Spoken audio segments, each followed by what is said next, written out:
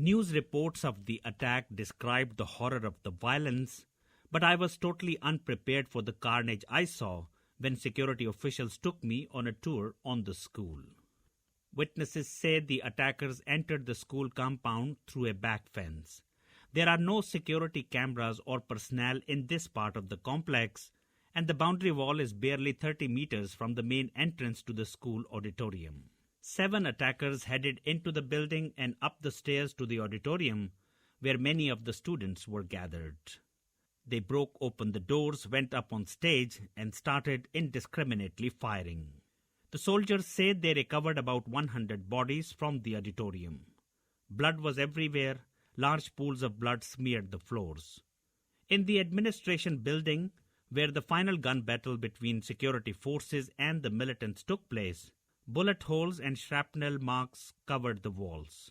Streaks of blood and soot marked where some of the attackers blew themselves up.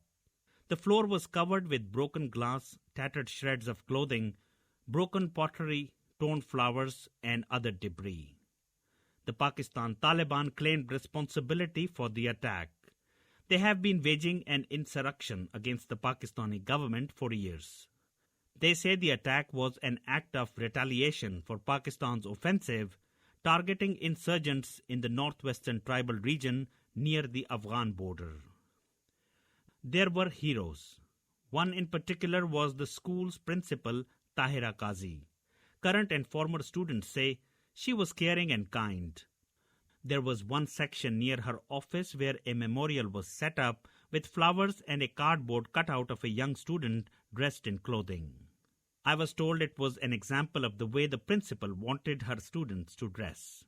While the attackers were spraying children with bullets in the main hall where winter exams were underway, several students and some teachers fled to the administrative block where Principal Qazi sheltered those she could into her office and locked the door to block the attackers.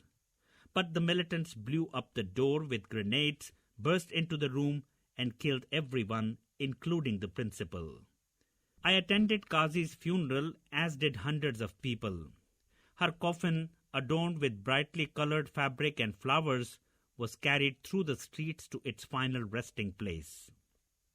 It was a similar scene at cemeteries across Peshawar as families lowered the coffins of their children and loved ones into the ground and gathered to try to cope with the horror, the loss of precious life from such a vicious attack.